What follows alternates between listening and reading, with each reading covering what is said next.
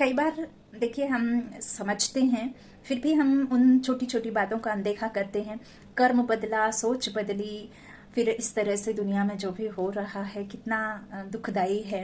एक बहुत छोटे से एग्जाम्पल से समझते हैं। पहले जब हम कभी थोड़े समय पहले अपनी बुद्धि को ले जाएं, तो कोई भी सोने से पहले कभी भी जहाँ सोने जाते हैं उसे कभी बेडरूम नहीं सुना हमने।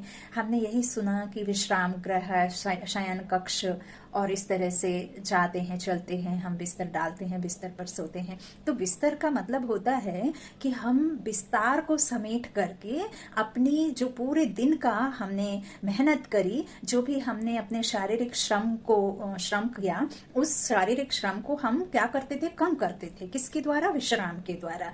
हम वहां जाने से पहले यही सोचा करते थे कि अब हमें चलना है, क्योंकि अब हमारे शरीर को आराम की जरूरत है। और हम सारे दिन के जो भी विचार होते थे उनको उस तरीके से नहीं सोचा करते थे जैसे अभी सोचा करते हैं। अभी ठीक इसका उल्टा हो गया है। बहुत ध्यान से समझने की बातें हैं। बेडरूम अर्थात सारा जो भी पूरे दिन का किचड़ा है, सोने से पहले यहाँ घुमाकर ही चलता रहता है।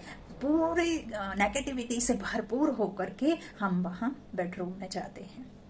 और अब तो फिर विकार भी इतने जास्ती हो गए हैं कि सारे सब कुछ वही होता है जाकर के। समझने की बातें हैं।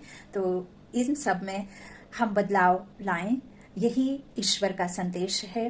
और कर्मों में बदलाव लाएं, सोच में बदलाव लाएं, हर छोटी बड़ी बात को समझें और उसको हम बदली करके औरों में ये बदलाव लाएं। यही ईश्वर का संदेश है कि जो आप थे वैसा बनना है तो आपको वही सब सोचना होगा जैसे आप थे।